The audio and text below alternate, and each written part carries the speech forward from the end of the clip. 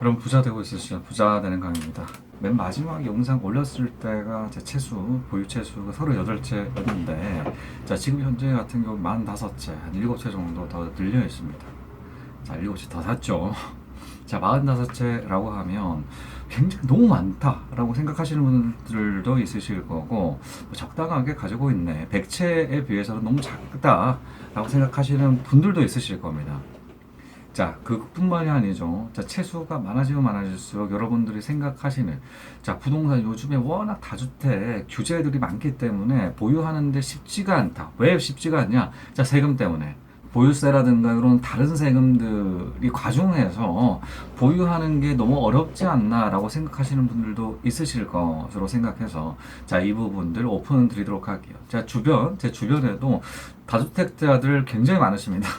다주택자들 너무 많으신데, 자, 다주택자이다라고 하더라도 세금이 아예 없으신 분들도 있으시고요. 자, 명의를 잘 분산을 해서, 자, 아예 없게 만드신 분들도 있으시고, 종부세를 예를 드는 건데, 재산세 같은 경우는 어쩔 수 없이 내야 되는, 보유를 하면 내야 되는 그 세금이기 때문에. 그렇지만, 자, 종부세 같은 경우는 6억 공제 구간에 맞춰서 딱 이렇게 보유를 한다라고 하면 6억 커트를 안 넣는다라고 했을 때는 여러분 세금 없다라는 거 여러분 잘 아시지 않겠습니까? 자, 그래서 자, 이렇게 잘 맞춰가지고 명의까지 분산을 해서 채수는 많은데 저 종부세 하나도 안 내시는 분들도 있으시고, 자, 제가 아시는 분 같은 경우는 1억이 넘는 종합 부동산세가, 자, 1억이 넘으시는 분들도 있으시고, 채수는 저보다 작은데 자, 종부세는 1억을 넘는다.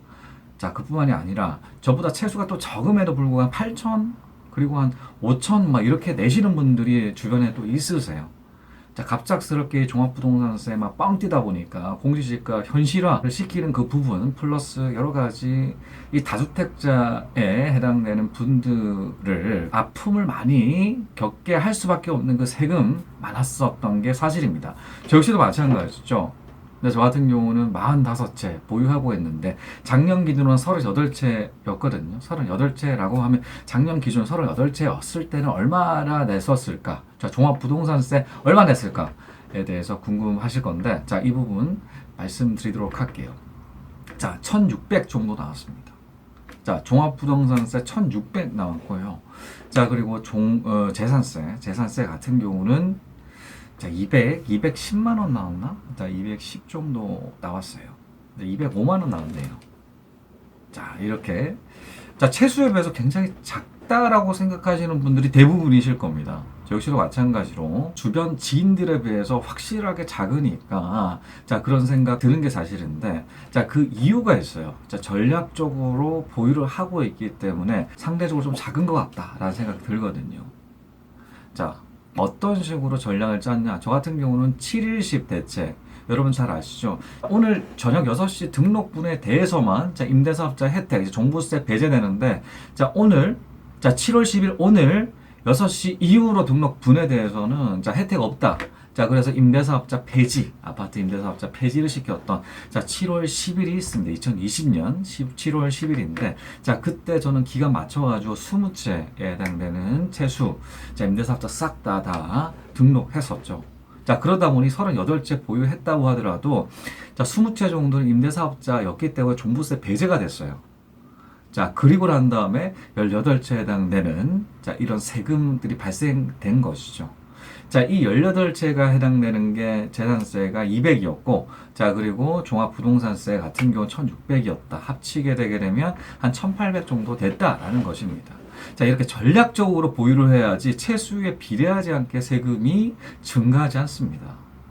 여러분들도 잘 아셔야 되는 부분, 핵심 포인트다라고 저는 생각하거든요.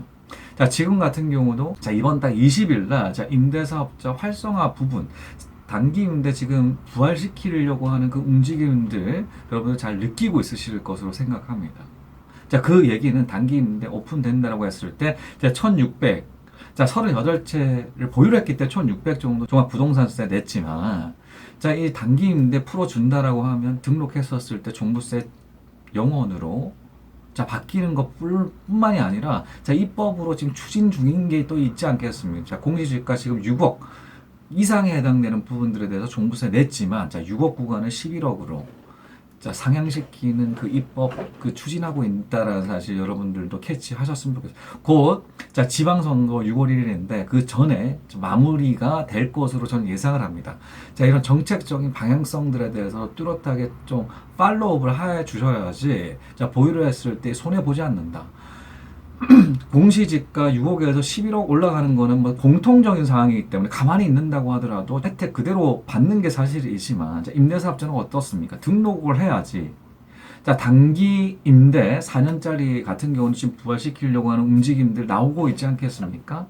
자, 5월 30일 이전 제가 생각했을 때 이 활성화되는 그 기간 같은 경우 5월 30일 날 딱 오픈이 될 것 같아요. 예전에 7일 10 대체, 자, 7월 10일 그 당일 날 발표를 해서, 자, 당일 오후 6시까지 등록분에 대해서만 이제 임대사업자 혜택을 줬던 것처럼 며칠 안 남았다라는, 준비가 되어 있고, 자, 이런 정보들까지 같이 이제 캐치하셨던 분들 같은 게 이득을 본다라는, 세금을 아예 없게끔 만들 수가 있다라는 것이죠. 자, 앞서 말씀드렸던 종합부동산세 1억이 내셨던 지인분들, 8천 이상을 내시고 있는 또 다른 지인분들, 수많은 지인분들이 지금 굉장히 피말리고 있습니다. 자, 작년뿐만이 아니죠. 자, 올해 역시도 마찬가지로 내야 되는 그 세금이기 때문에 공정시장 가액 같은 경우 계속 증가되고 있지 않겠습니까? 세금 구간들이 계속 늘어나고 있는 이 상황에서 작년이 1억이라고 하면 올해 같은 경우 한 1억 2천 이상이 될 것 같은데, 자, 2천 정도가 더 추가가 됐어요. 1억 2천입니다. 자, 현금으로 1억 2천 낸다라고 생각해 보신다라고 했을 때 굉장히 아픔 많이 느껴질 수밖에 없거든요. 자, 그러다 보니 이 세금 구간들 굉장히 이제 연구를 하셔야지, 전략적으로 해야지 앞으로도 굉장히 해피하게 가져갈 수가 있다. 세금 구간 좀 줄여가면서 아예 제로로 만드는 그 전략들 같이 펴야 된다라는 것이죠. 자, 그뿐만이 아닙니다. 여러분들 핵심 포인트 하나 더 추천 드리고 가겠습니다. 자, 저 같은 경우는 앞서도 말씀드렸듯이 20채 정도를 임대사업자 등록 끝났다라고 했습니다. 자, 20채 정도 임대사업자 등록이 되다 보니까 매년마다 해야 되는 것들이 생겼어요. 이제 종합소득세 신고를 해야 되는데, 자, 종합소득세 여러분 잘 아시죠? 자, 종합세 1년에 해당되는 소득들을 합계를 해서, 자, 세금 구간으로 세금을 때리는 겁니다. 자, 때리는 건데, 이게 임대사업이라고 하게 되면, 자, 큰 수익들, 자, 여러분들 저는 48채, 45채 정도씩 보유하고 있는 30채 정도를 지금 임대 월세로 받고 있어요. 자, 월세 받고 있다 보니까 이제 임대료, 자, 월세죠. 월세 금액 플러스, 자, 전세도 있잖아요. 전세금 플러스 보증금을 같이 묶어가지고 간주 임대료까지 내야 됩니다. 자, 월세 따로 빼고 간주 임대료까지 계산을 해서 두 가지에 해당되는 임대소득들에 대한 세금 내고 있는데, 자, 이 내야 되는 항목 말씀드렸듯이 월세, 자, 뚜렷하죠. 예를 들어서 월세 30이라고 하면, 자, 12개월 곱했을 때 1년 월세 나오잖아요. 30만 원 12개월 360입니다. 이게 한 채 두 채 막 쌓여가지고 소득 구간들이 나올 거고, 자, 임대료 플러스 전세금을 더한 상태에서 여기에서 3억 마이너스 치고 난 다음에 60%로 조정해가지고 이 간주 임대료 계산하는 것들이 있습니다. 자, 그러니 해당되는 채수, 자, 전세금들을 합친다라는 거죠. 보증금들을 다 합친 그 금액이다라는 건데, 여기에서 빠지는 것들이 있어요. 자, 빠지는 게 뭐가 빠질까요? 자, 40m 제곱 이하에 해당되는 전용 면적 그 부분, 그 아파트, 소형 아파트 같은 게 빠진다라는 겁니다. 저 같은 경우는 20채 이상에 해당되는 아파트, 그 간주 임대료, 이 혜택이 있는 그런 아파트들이에요. 자, 그러다 보니 보증금 플러스 전세금을 세금 계산하지 않습니다. 소득으로 보지 않는다라는, 면제를 시킨다라는 것입니다. 자, 쉽게 설명을 들어서, 예를 들어서 40m 제곱 이하에 해당되는 40채를 가지고 있으신 분이 있는데, 자, 이분이 해당되는 40채가 40m 제곱 이하라고 말씀드렸지 않겠습니까? 자, 이 전세금이 1억이다. 자, 40억에 해당되는 간주 임대료 꽤 될 텐데, 이게 제로예요. 소형 아파트의 장점들까지 같이 알고 이렇게 늘린다라고 하면 훨씬 세금 혜택 여러분들 보실 수 있다. 저는 그렇게 생각하거든요. 자, 요 부분들까지 고려를 해서 투자하셔야 된다라고 저는 확신합니다.